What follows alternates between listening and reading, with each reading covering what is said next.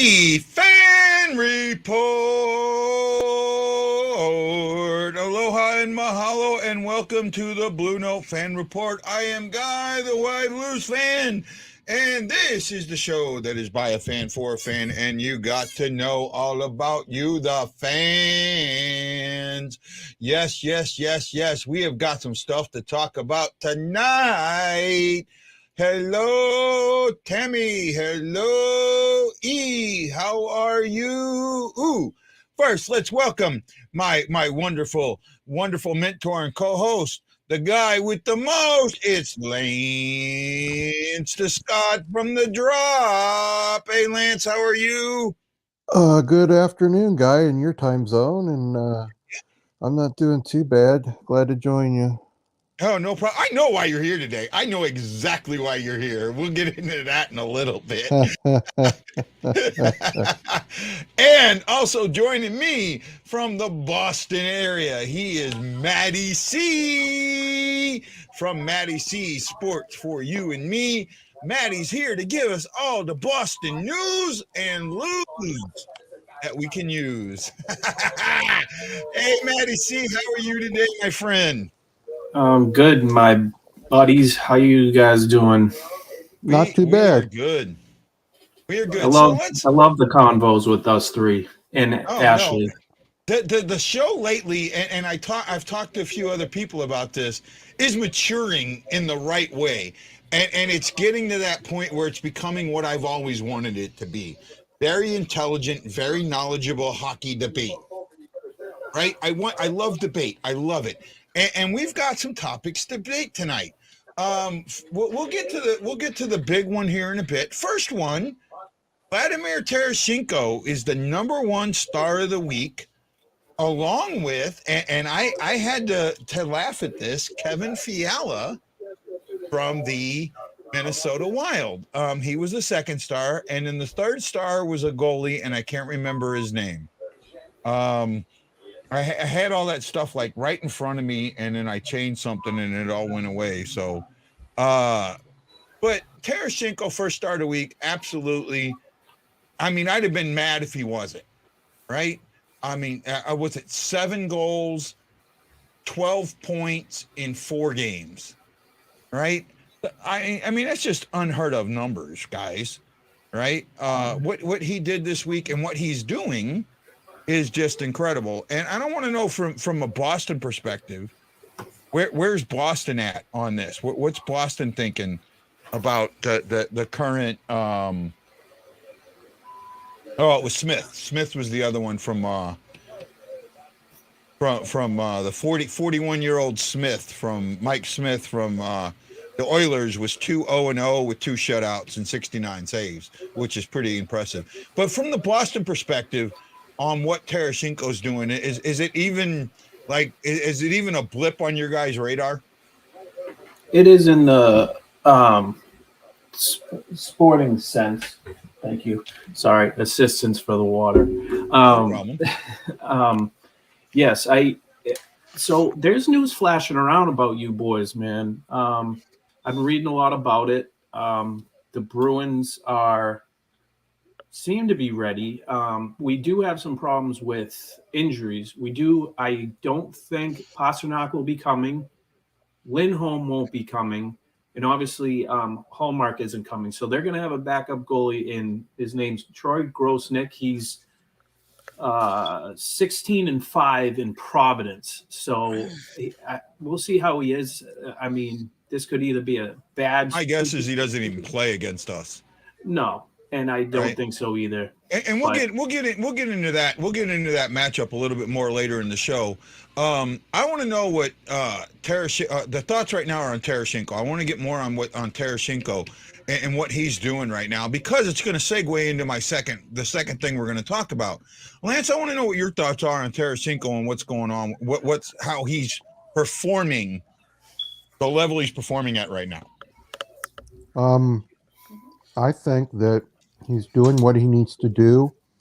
I think possibly Armstrong and Berube sat down and said, maybe we need to let this guy, cook and do what he does best and score goals. And, a lot of people just think of him as a goal scorer. but man, he's an excellent assist guy too. He doesn't get enough credit for his assist. His stick handling is just great. He knows where guys are on the ice. He's got great vision, and he's making this decision for the Blues very hard because he's making around $7.5 million now, and if he scores, let's say, I don't know, 35, 36 goals this year and puts that up again next year, I don't think even if the Blues wanted to keep him, they could afford him, because a guy like that, even at around age 30, 31, he's still got 6, maybe 7 good years left. Yeah. He's gonna get offered upwards of 9, and if maybe even $10 million a year. Yeah, he's gonna be in that crapper soft range. I really think so. By the way, Lance, just so you know, we're getting Darth Vader again from you. Are we? Mm-hmm. Yeah. What about now? Yeah. Yeah, a little bit. All right, give me a minute and I'll hop back on. Okay, no problem, man. We'll wait for you. We'll see you. So, while Lance is working on his mic, let's work with Ashley. What's your thought process on the Tarasenko show right now? I mean, he's playing out of his mind. This is what we've been missing for the past couple seasons because we didn't have him at all or for 100%. This is him showing what he would have been if he hadn't hurt his shoulder. And unlike what Lance is saying, yeah, I think he is going to command a $9 million contract for 5 to 6 years. And I don't think the Blues can afford not to do it. Yeah, honestly, I'm also if it at the came same down point. to It's it, going to be tough. I mean, honestly, if it came down to it, if they had to choose between O'Reilly and Tarasenko, I would choose Tarasenko. You know what? I'm almost on board with that. Almost. Mm-hmm. Not completely yet. I mean, I love O'Reilly, but it might seriously come down to us needing to pick one or the other. And Tarasenko has done more for the organization than O'Reilly has, even though O'Reilly, had led us to a cup. So did Tarasenko. He was a part of that cup too. Yeah, no, he was. And he was just as big a part of that as everybody else was. Tarasenko, I still think this. And Matty, I want to know from your point of view, from a Boston point of view. Everyone talks about the second goal, and I'm looking at Game 7 now, and yes, I know you don't think Game 7 ever happened, but but in Game 7, that first period, Boston is just tearing up St. Louis. They're taking shots after shot after shot. St. Louis is doing what they do. They laid back. They took it, right? And then you get that first goal from basically O'Reilly, right? I think Bortuzzo, or no, Bullmeister takes a shot that deflects off of O'Reilly and goes in. And then you have the Marchand screw up that allows for the second goal to make it 2-0 at the end of the first. You go into the second, it's still 2-0. This game, to me, is still wide open, right? I mean, one quick goal, and this is a pressure game. Well, Vladimir Tarasenko, I want to say about 5 minutes into the third, goes down the left side, has somebody with him, I can't remember who it was, is able to look back, sees Shin coming, makes a move, makes a beautiful, almost blind pass right on Shin's stick that goes in the back of the net. To me, that's the dagger. That's the goal that won the cup. Do you agree with me or disagree with me, or what's your thought process on that? I do agree. And you know what the sad thing about that is? He had that assist and one shot on goal. The rest was taken care of. Not saying that the rest of the game he needed to have what he's been having, but in a Game 7, an assist is huge. I mean, huge. And Shen, he's a good player, not like his brother. Yeah. But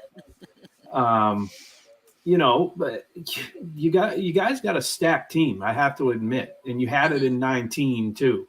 Yeah. And like I said, Guy, we had, I think, a half hour of our interview on my show was about that Game 7, that series.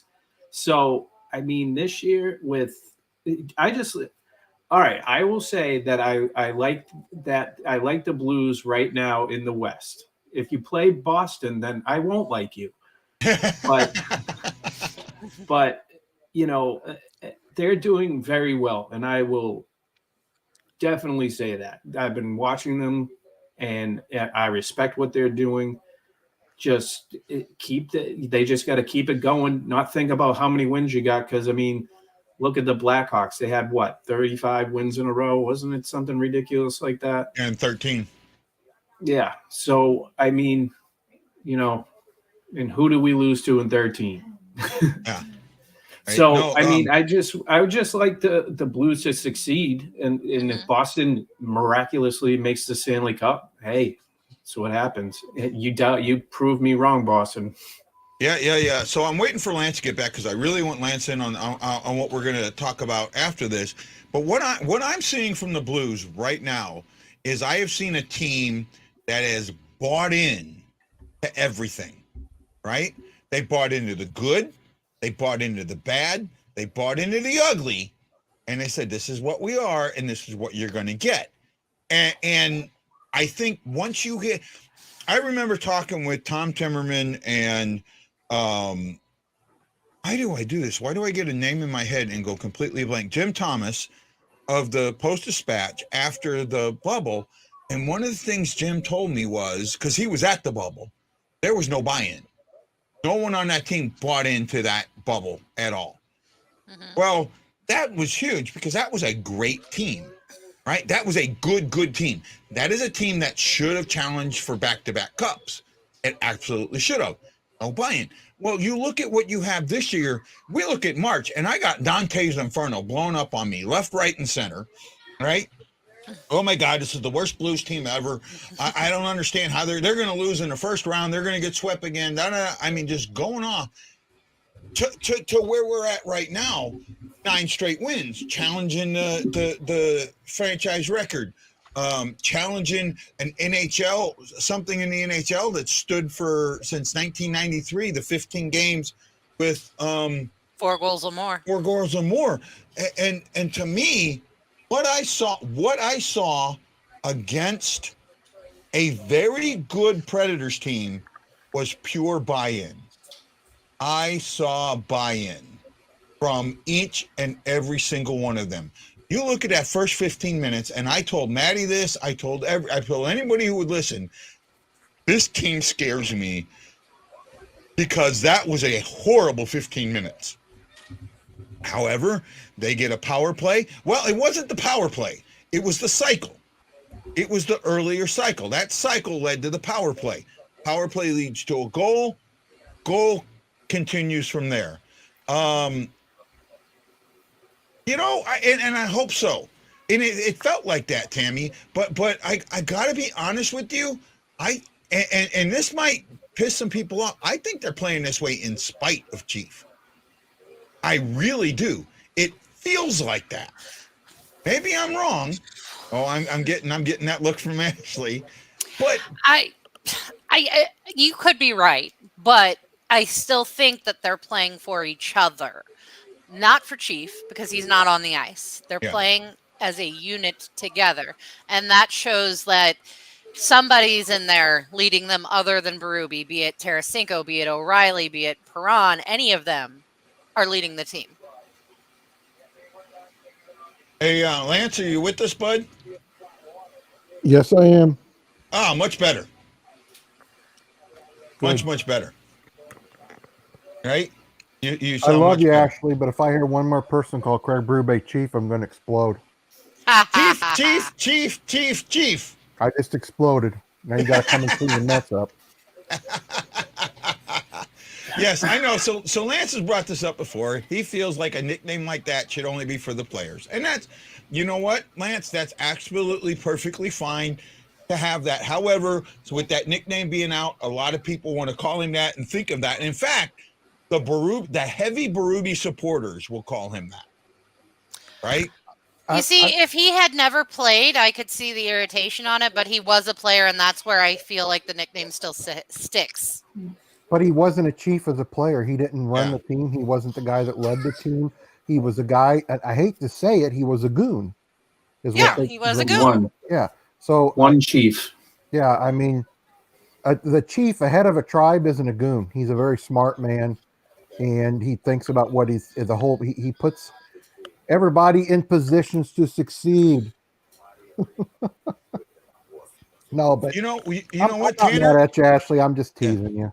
Yeah, Oh, no. Lance, trust me, I'm Tanner asked, can you explain the meaning behind chief? And honestly, we don't. I might come from him being a member of First Nation. He has Indian blood in him, but the team started calling him that, right? And it got out that nickname. You know, when they do interviews, they use nicknames, and they started using that nickname, and then it kind of trickled down through the Blues faithful, and that's fine. I don't care about nicknames, right? I know, like I will call Tarasenko Tank on the show and things, and I get yelled at. Oh, he doesn't like that nickname, and nah. Okay, that's fine. He may not like the nickname, but people do, right? And I'll tell you what, he's built like a freaking tank, right? He is, and that not only that, he said he doesn't like Vladdy. However, I don't see anybody getting on Darren Pang when Darren Pang calls him Vladdy. And he sure looks happy whenever the crowd's shouting Vladdy at a game. Vladdy. Yeah, it's he has done so much he has done as much for hockey in St. Louis in this period than Hull did in the 90s, right? I honestly believe that. I really do. And yes, I have a man crush on him. I have a love affair with Tarasenko. I admit it. No problem. However, I don't think I'm wrong here.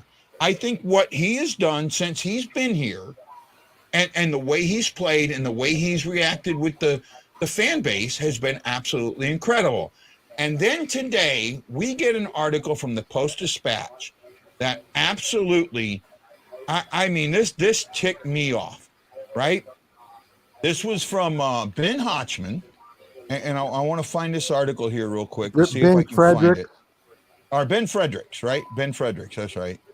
From Ben Fredericks. Let's see if I can find this here. This article really did just kind of, it almost felt like, okay, let's sell some newspapers. We're gonna take this narrative and sell it, and now I can't find the narrative's been out there. Everybody's been pushing it. You and I know it's wrong from the information we got, and it's just this media can't get over it. They just have to keep it going and it's just ridiculous. I've never seen a star player, and he is a star. I've never seen a star player treated really like this in St. Louis by the media. It's like they just turned on him so quickly. Well, that's not the article I'm looking for. Now I can't find the article I'm looking for. But he basically put out an article, and he talked about, how Tarasenko's playing so good, and it's and it's that Tarasenko. He talked a lot about what happened. Oh, Tarasenko's bringing good, put the bad stuff behind him and brought great things. I don't get that narrative. I truly don't understand it. I still don't believe that he, quote unquote, requested a trade. He didn't. Right? I think that his agent went and said, hey, if we're not going to use this guy right, here's some teams we'd be willing to go to. This is your choice. Right? But he wants to be here, but you can't sit there and put him on the third line and not put him on the power play, and then complain because he's not scoring goals. And that's what Berube did last season, right? Berube told him to play defensively. If you remember correctly, Guy, Berube and the fans were, especially the fans, were blaming him because we lost to Colorado. It was all on him. He wasn't scoring, and he's the reason we lost to Colorado. Do you remember how much crap he got because of that? Yeah. I know for a fact he went in and talked to Berube and Armstrong, said, this is what I'm seeing, this is what I'm feeling.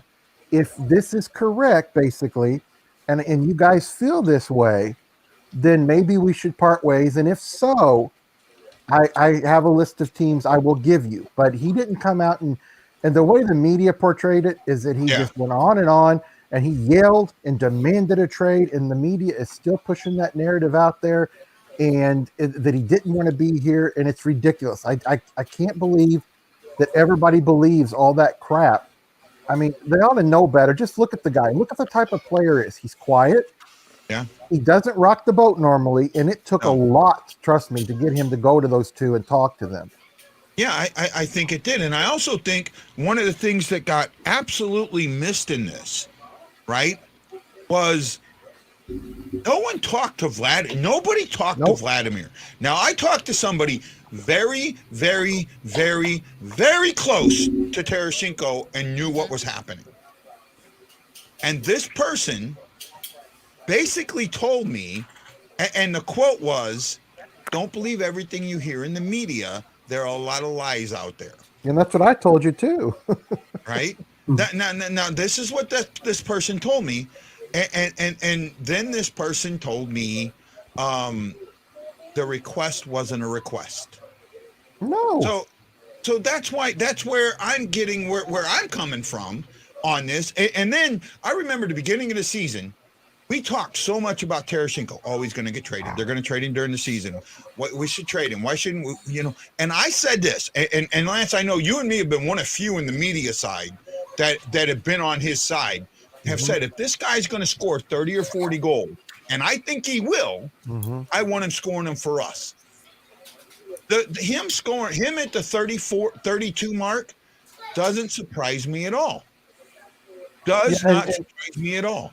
Yeah, and another thing that Ben Fred did in his article, and hey, more power to him. He's a newspaper writer. I'm not, but the whole scenario out there was, and if you remember it, Guy, and you and I talked about it, I think Ashley may have been on the show too, how the media was trying to devalue him and basically came out and said Armstrong couldn't get anything for Tarasenko, couldn't get anything for him. And it's a big crock of crap. And now it comes out after, I believe it was Ben Fred or Jeremy Rutherford, one of the two, came out and said that. And now they're dialing it back and saying that Armstrong couldn't get what he wanted for him, which is what I said all along. Go back and watch Guy's show. I said Armstrong is trying to trade him, but he can't get what he wants from him. He wants too much. I even told people what the Islanders were offering and that he wouldn't budge on it. And this media is, if you're going to be a reputable media member and you make a mistake, come out and say it. Come out and eat it, especially if it's a big controversy like this. Now, if you make a grammar mistake or something like that, no. But this is something that affects a person's livelihood, and I'm just tired of it. Well, what it was, okay, where I knew that the narrative was wrong, I mean, I even wrote the Tarasenko narrative, right? And I discussed this at length. Game 1, Tarasenko comes out, and you didn't hear a boo. You didn't hear one boo. Everybody was cheering him. He was getting cheered left, right, and center. And then, and he does something that very few players do. I think the only other player that I can remember doing this was Hall, thanking the fans first thing out of the boat. I remember that. Yep. Right, first thing out of the boat. Yep. We do it for you. I do it for you. Thank you so much. You lift me up. He says that. Tammy's like, I'm not going to lie. I bought into it when it first came out, and I was pissed, even though I love him. I said trade him, but they didn't. I'd always support him. If they didn't, I'd always support him.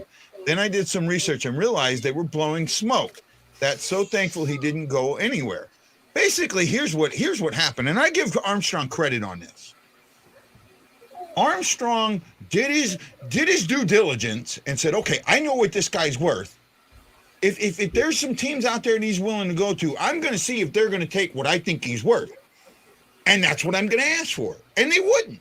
Yeah, but guys, what do you expect when you tell the media things and leak things to the media that aren't true to make you look better as an organization over Tarasenko, and then you try to trade him?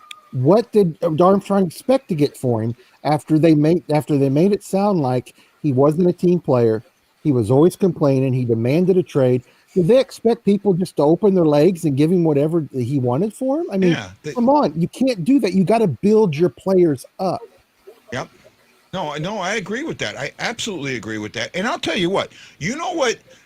If I was a Tarasenko distractor, one thing that he did this year would have changed my mind. And he did it right in front of everybody, in front of the home crowd.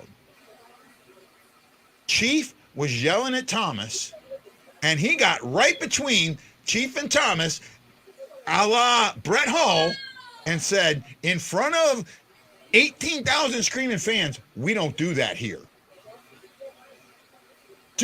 Right in front of Chief, says, we don't do that here. And ended it right there. If I'd have been a distractor of Tarasenko, that would have turned me around in a heartbeat. You don't know. He's been hot all season. You don't score 35 goals and 76 points by not being consistent all season long. In today's NHL, you can score 35 goals and get 41 assists.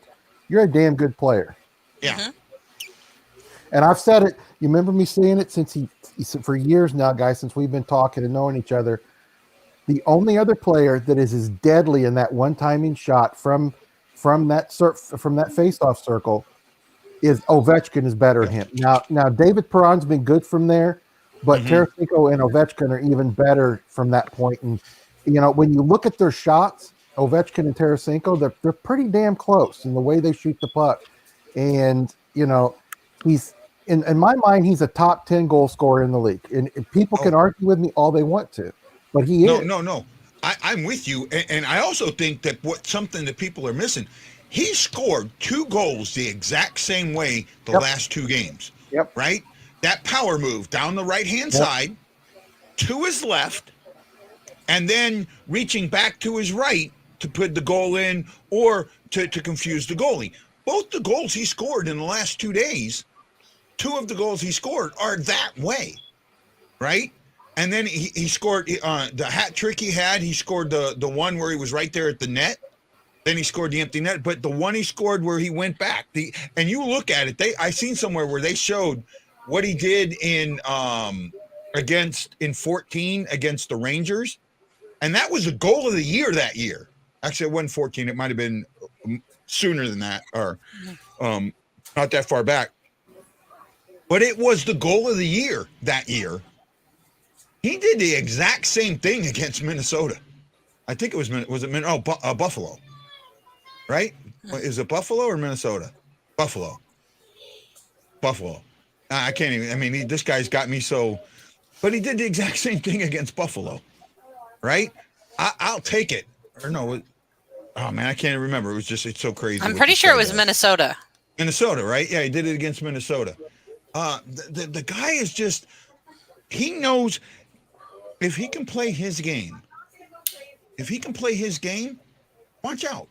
He's going to get assists. He's going to get points. Could he be a 100-point guy? I think on a lot of other teams, he's a 100-point guy. I really do. If he doesn't have Hitchcock, Joe, and Berube as coaches, he scores 100 points. I mean, honestly, I think he would have been a 100-point guy this season if he didn't get COVID. That's a good point. How many games did he miss? 4? 3 or 4? Yeah, 3 or 4. Right. And then obviously he took a little while to warm back up. Yeah. So it had him a slow start. So he probably would have stayed hot because he was hot before he went out with COVID. Yeah. And obviously hit 100 points, maybe even 40, 45 goals. No, I'm absolutely with you. 3 NHL Network was comparing Vladdy and Thomas to Hull and Oates.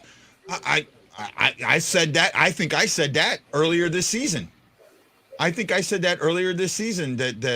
I saw that. Jones says he did it in Buffalo. John Kelly said it was the New York. And now he did. Oh, yeah, that's right. So he did it in Buffalo. Thank you. That perfect, Joan. I appreciate that. All that being said about 91, Blues will only be as good as our goaltending takes us. Good point. However, I got to tell you, I'm okay with the way – I'm actually more than okay with the way Bennington has played the last few games, right? If you want to complain now, I know Lance sent me something, and I'm not in the big groups, right? I've been kicked out of the Blues Lounge and Blues Nation and all those big groups, so I don't get to hear all the complainers, right? I'm in groups with people that actually know hockey for the most part. The way I feel right here, right now, Bennington played a hell of a game against the Islanders. Against the Predators. Sorry, against the Predators. You can be upset and go, "Oh my God, he gave up three goals." Stop. First of all, when you give up a goal is just as important as how many you give up. The only goal that he gave up that I would be even a minute concern about is the first one. Right? It made it one. I think that made it 1-1. No, it made it Right? 1-0.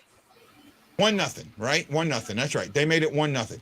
However, it was a good goal. He wasn't in a bad position. It wasn't bad defensive plays. It was a good play by the Predators, right? Great play by the Predators. Strong move, set it up. Beautiful. I'll give you, right. Then the Blues, he doesn't give up another one, and they were outshot most of that game.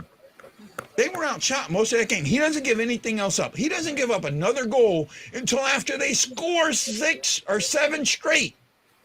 Right? One in the first and 6 in the second before they score again. That goal to me means nothing. Nothing. And then the third one in the third period. That's because the Blues were not trying to score. They were trying to get pressure, which is great, but they weren't trying to score. Bennington had an amazing game there, and he had an amazing game against Buffalo, in my eyes. Guy, it's like I always tell you as a former goalie. The good coaches and the players that you play with, they don't care how many goals you give up. Their job is to score goals. Your job is to stop pucks and stop goals from going in. But all they care about is when they need you, when it's 5-4, 4-3, 5-2, and a team's getting momentum against you. Can you make that big save? But like I said, goals against average and save percentage are nice, and you can get a little bit of a track on a goalie from that. You really can. But what it comes down to it is, and you always say it a little bit. It's very similar to what you say. That they've got to make the regular stops, and then they got to make the hard saves, and they've got to make those hard saves when they need them. You got to make the ones you're not supposed to make. Yeah, and that's the way it is. I mean, do we really care? I mean, Matty, if the Bruins, are up 5-4, and your goalie makes 4 great saves in the third period to keep it 5-4, and they get a win, do you care that he gave up 4 goals? No, and I don't care about goals against average at that point. I don't care about all that stuff. Yes, like you said, it looks good on paper, but he could have 5 goals against and he wins the Stanley Cup. Did it matter that season? Nope. Exactly. So it's like, I mean, I'm not I know, Guy, you're a stat guy, and you a little pay bit, very not close completely. attention. I'm actually more of a eye test guy with stats to back it up. Yeah.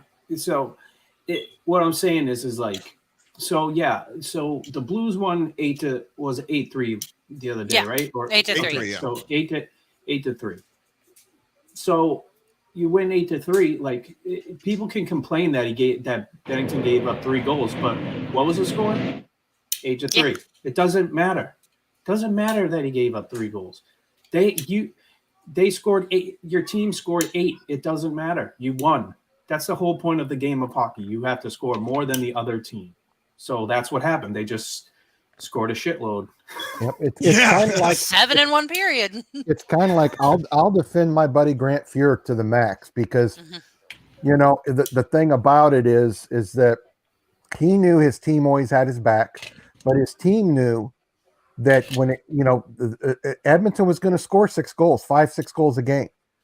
And he was probably, because of their up and down style, that teams were going to get a lot of breakaways on him, the 2-on-1s, 3-on-2, so on and so forth. And the team knew that but when he needed to make the big save, he would make it. And a lot of people, when they talk about Grant Fuhr, is that, well, his goals against wasn't great. It was 3.38 or 3.18 or whatever it was. Yeah, but look at the style of game his team played. I mean, facing 35, 45 shots in a game, and you give up 3 goals, and your team wins 6-3, you're not a bad goaltender. I mean, I've talked to several Edmonton players, including Fuhr and even Gretzky, who I've not had the pleasure to talk with. They've all said, I don't care what anybody says, Grant Fuhr is one of the best goalies of all time, and if it wasn't for him, we would have won 0 of those Stanley Cups. Oh, yeah, absolutely. I'm dead on with that, right? Mike Dante says, I'm not a big stat guy either, but one stat that I believe is huge is plus minus, especially for top center icemen and top pair defensemen. I almost agree with that. Plus minus is a confusing stat. There are guys that plus minus works really well for, and then there's guys that it doesn't work well for. Yeah. It's just, you've got to look at the line that guy plays on. Are there other forwards that are defensive deficient? Or is their defensive line, are they being paired with the number 2 defensive pairing, the number 3 defensive pairing, so on and so forth? It's the same thing as when people use the analytic stat of goals above replacement. That is the dumbest analytic in the world. And they tried to use that with Pietrangelo when Blues fans were wanting, the Blues giving $9 million a year. Well, his goals over replacement, I mean, I don't care about that. That means nothing to me. No. Now, Pietrangelo, when it comes to Pietrangelo, I will say this. His value was more in the locker room than it was on the ice. But now, with some of the things that I've seen going on in Vegas, I question how valuable he was in the locker room. Well, I told you before, he was quiet, and he really wasn't the big leader in the locker room that everybody said he was. Now, on the ice, he was that guy that could command you, and when there was a stoppage in play, he'd go over and talk to you and tell you, hey, I've seen this. This is what we need to do. So on. He was a leader in that way, but I never heard anybody say in a locker room besides the media and other fans say that he was a big leader in the locker room. Because you remember, Guy, when we lost him, what did everybody say? This team can't recoup because he was their locker room leader. No, he wasn't. No, actually, I think the locker room leader was going under the locker room leaders. One was going under shoulder surgery, and the other one ended up getting the C. Right? I'll tell you what.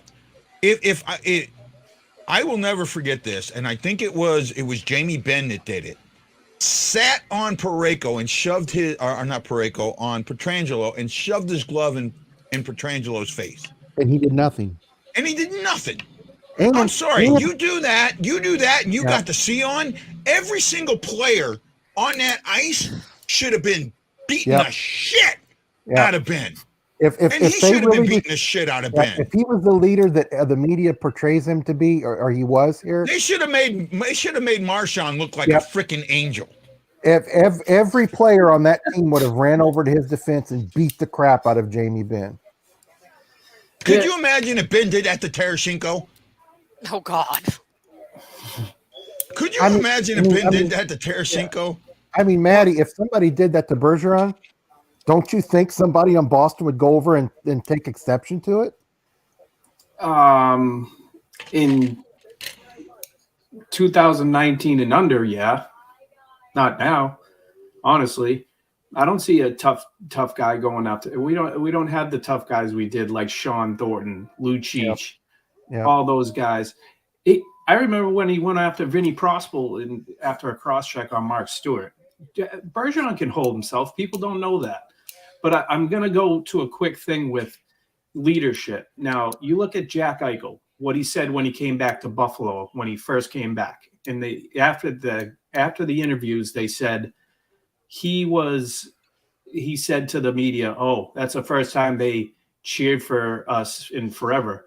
And it's like, well, it shows what was your leadership during that time. That tells me you weren't a leader in the locker room. You have the C too, Jack Eichel. Now look what he's doing. He's just an average player.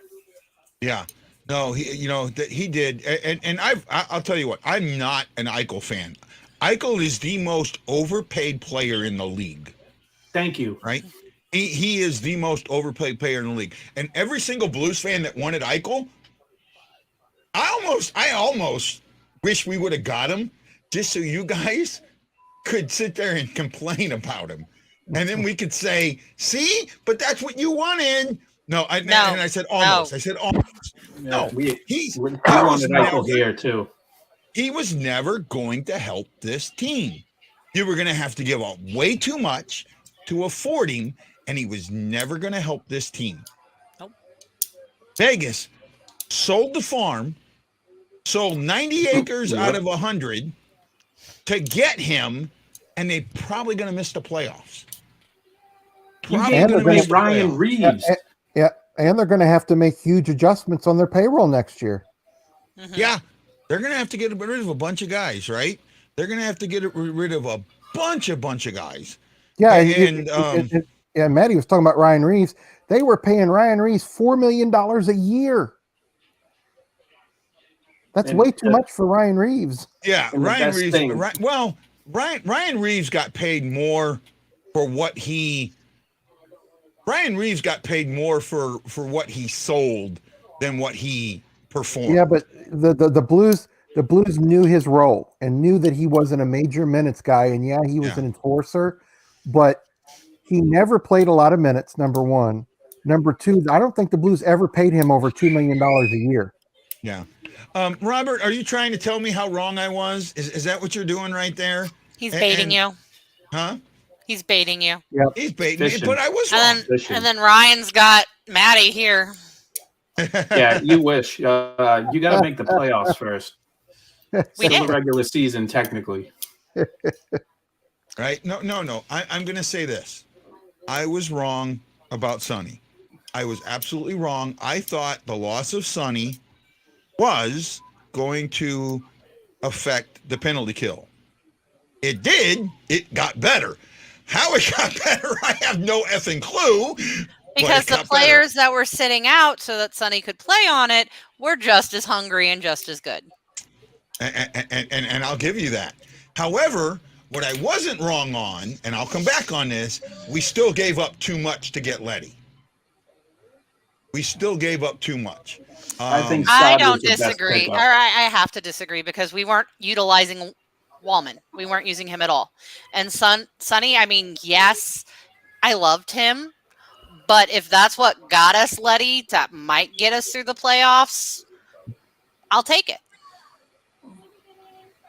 Oh, he says he wasn't baiting me, just making a point.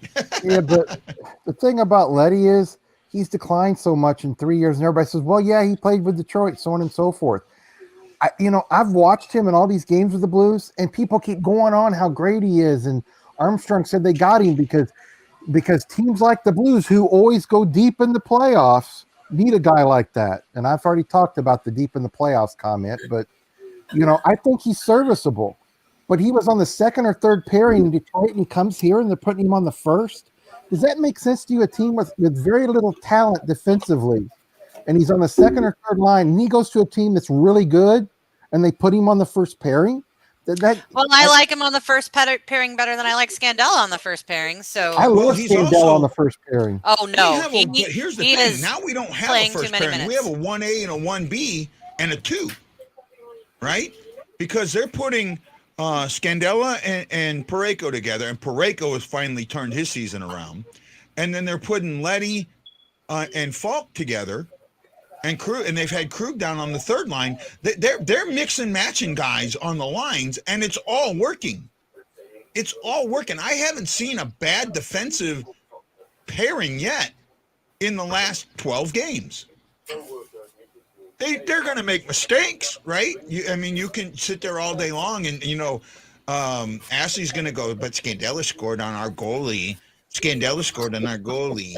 And everybody else is going to go, yeah, what about that pass that Parayko made where he passed it and it hit somebody's stick and it went right in the back of our net? Ashley's going to beat you, guy. Thank you. Mike's got my back. Right? Oh, yeah, excuse me. Hey, a big topic online today, and I was talking to Michael Dante about it. He seems to think the Blues can score 4 to 6 goals every game in the playoffs. And I got news for everybody. Combined since 2009 or 10, each game combined, teams have combined for 6 goals or more between the two teams. That's 3 goals apiece, only 3 times in that time frame. It's normally, its average is about 5.5 goals per game total scored. The Blues are not going to score 4 to 5 goals on every playoff game they play in. They're going to need to win some 2-1 games. They're Yeah, going to need they to are. win some of them close games. Yep. They're going to need to win some of those Yep. some of those really, really tough, hard games. They're going to need to win a game where the goalie that they're facing is standing on his head. Yep. And Guy, let me ask you this question. Do you think Berube's going to open the offense up in the playoffs, or do you think he's going to get more stingy defensively?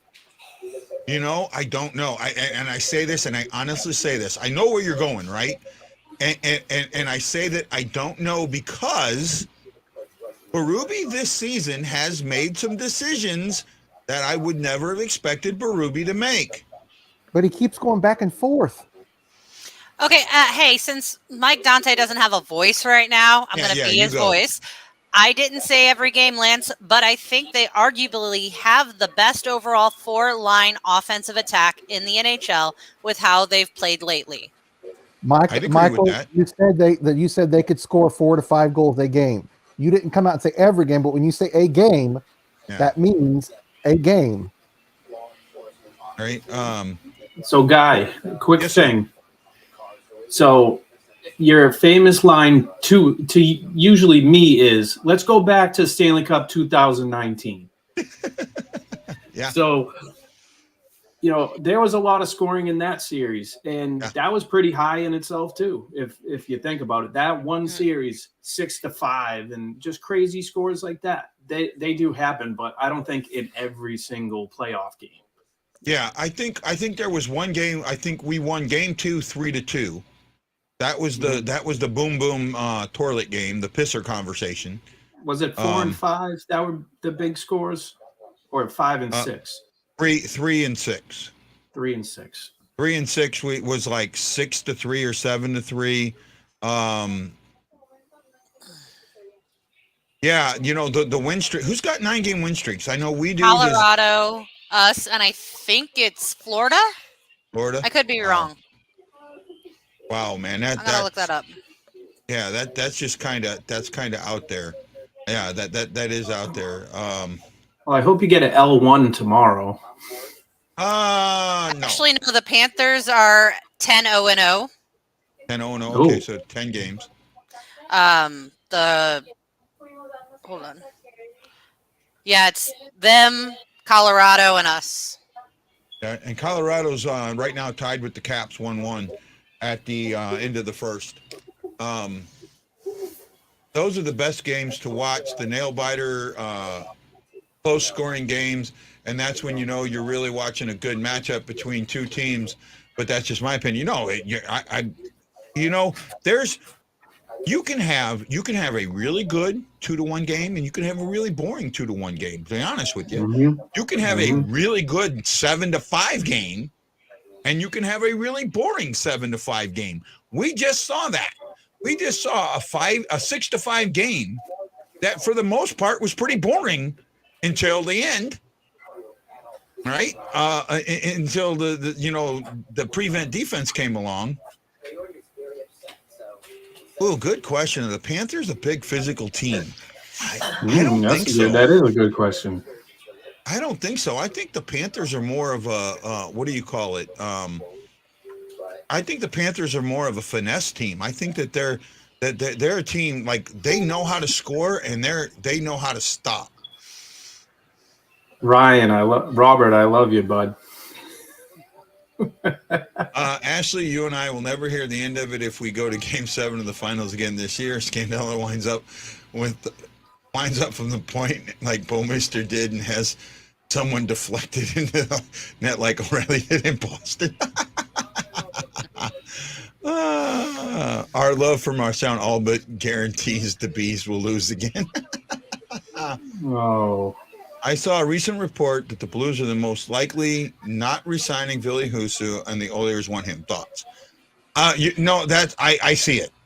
Right? I really do. There's too much depth in the too much depth in the organization.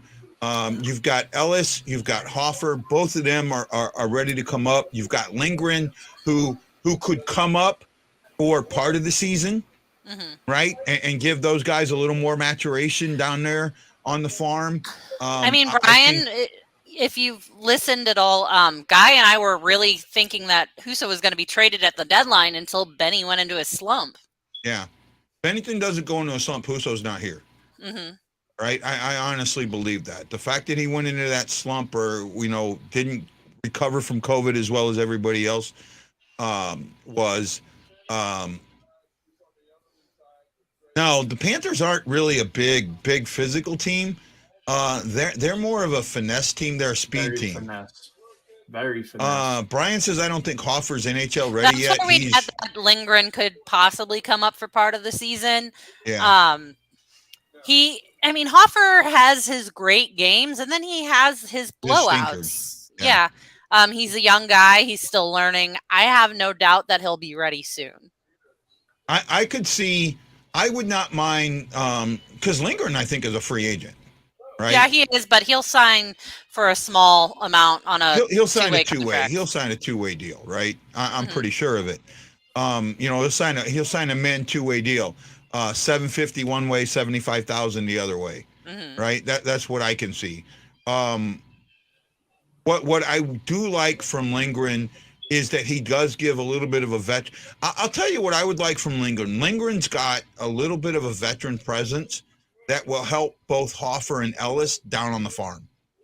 And I think if he comes up, he can also help Bennington a little bit. But Bennington now, I think is this season is going to turn Bennington into one of those hardened veterans. And I think Bennington is not a flash in the pan that some people think because he's had a tough season this season. I think COVID has a big effect on what's happened with him since 20. I really do. And what we're seeing now is an opportunity for Bennington to really show who Bennington is. And I would like to see I'd like to see him get to the third round. I really would. Right?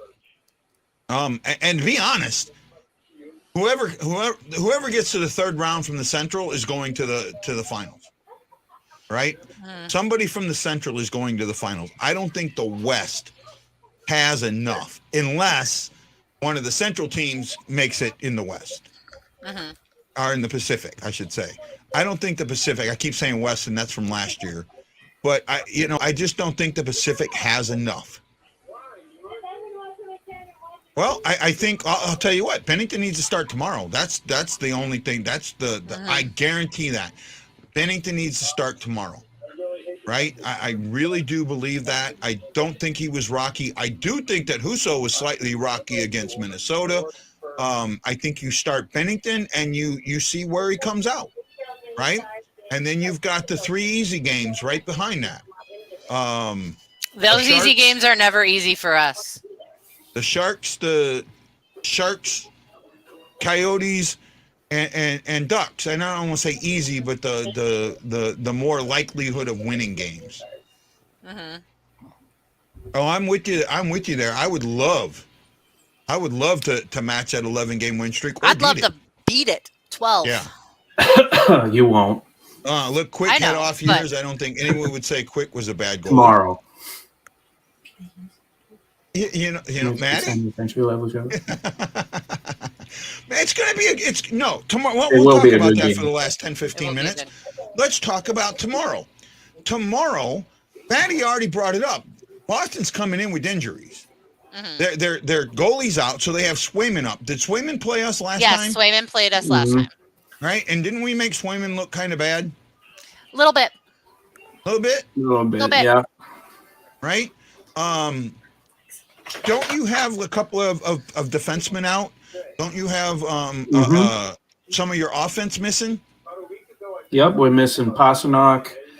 Let's see, Pasternak. Check it out.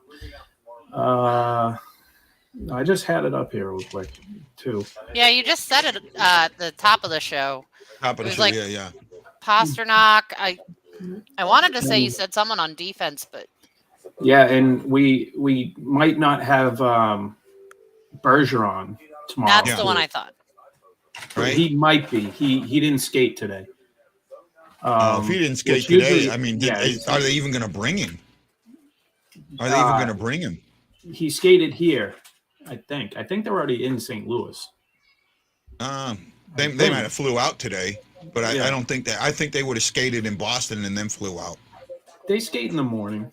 Yeah, but they would have skated in Boston and then flew to St. Louis. Oh, not that's flew what to I St. mean. Louis and then skated in St. Louis. So yeah. So Yes, tomorrow night. Talk about your perfect promotion nights. Tomorrow night, the first 12,000 fans are going to get a replica Stanley Cup ring. I have one. They're beautiful. I know all of the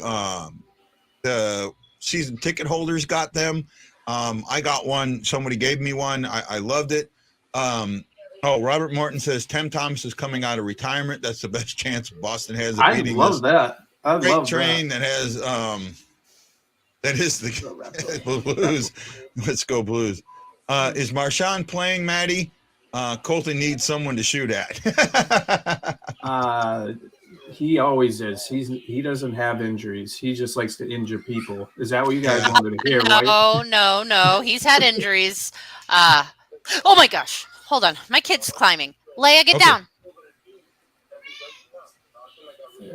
Layla can put a stop to this show in a heartbeat. So O'Reilly's going to Boston. I hope you guys know that. Who is? O'Reilly's going to Boston. I hope you guys know. At the end of this, you know what? There's very little I'll chance. be 100% honest with you. I don't think there's an amount of money that they could throw at him that he would take to go to Boston. I just have that feeling because he was not treated well by Boston fans whatsoever, and he's talked about that. He's talked about being spit on, having stuff thrown at him. He talked about that a lot while he was in Boston. I mean, that would be like you guys signing Pat Maroon. I like Pat Maroon, but I don't know about other people. Yeah, no, Pat Maroon's not going to Boston. I mean, that would be like St. Louis signing Brad Marchand. Yeah. Go ahead. Go ahead. No. Give us Wayne Simmons. That's all we need. I wouldn't mind having Wayne Simmons, even though I think he's at the end of his career. I wouldn't mind having Wayne Simmons. We don't need him.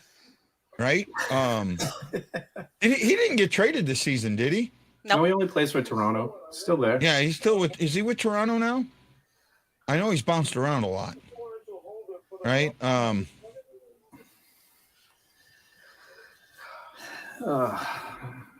is it now? Where are we at? I'm just trying. Or is Irish nor Bostonian. I don't think he's really. I mean, O'Reilly is an Irish name, but I don't think he's really Irish. No, he's not Irish. Well, he's Irish, but he's probably Krug not. Would go to. Yeah, well, that's a good point. That's a good point. We were shocked as fans, and I have some sources. Oh, I was so excited when we signed him. I mean, I didn't like that he injured Thomas. Don't get me wrong. But I loved the heart he showed getting up and skating that fast for such a little guy. Yeah. So he caught my attention. I thought he had so much heart, even though he was on the wrong team. So now it's good. He should have been suspended for that hit. He should have absolutely been suspended for that hit. He tackled him like he was his big brother. Yeah. I know, right? That was like awesome. Not awesome that Thomas was injured, though. Okay, so Wayne Simmons is still with the Leafs. Sorry, man. I there's a lot going on. Sometimes it's hard to get everything together. Man, what a show tonight, man, guys. Mm-hmm. Are you guys ready for tomorrow? Are you absolutely ready for tomorrow? I can't wait to see Matty cry. Cry. Mm. Well, I know we won't have Lance tomorrow. I know we won't have Lance tomorrow. Sorry, I wish Lance was here, but he has something else to do. He might be on for the post game, right, Lance? It's possible. If possible, have Lance. I know, Ashley, we got you tomorrow. Absolutely. And Matty C. Matty C is going to be here. So you have me, Ashley, and Matty C for the pregame, which is at 6:30. Rob to be here. Which is at 6:30 Central Standard Time. It will be. Oh, there we go. I like that.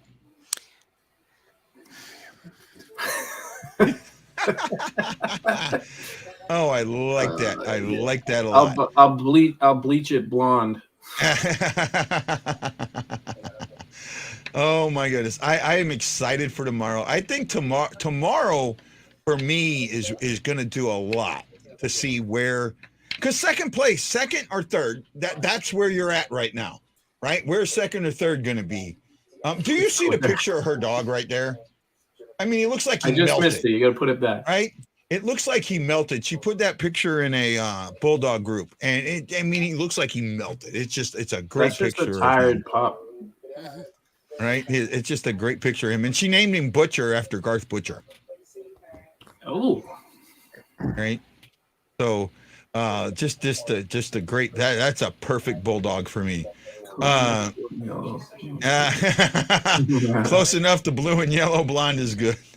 You can't win there, Matty. You can't win. Oh, geez. Okay, guys, this tomorrow. has been a great show. We're just a little over an hour. I want to thank everybody for showing us, for watching the show, for joining us, man. We do the best we can. Thank you for watching us. You know, we're here for you.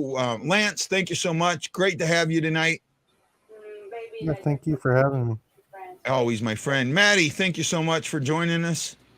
Always. All right. And then Ashley, you are a wonderful, wonderful co-host. You're the balance to me. You're my yin to my yang. And I appreciate you so much. And don't feel bad when you can't show up. We know it. We understand it. And we're just happy with the nights that we get you. And one more thing, Ashley, that size medium Scandella jersey is on its way.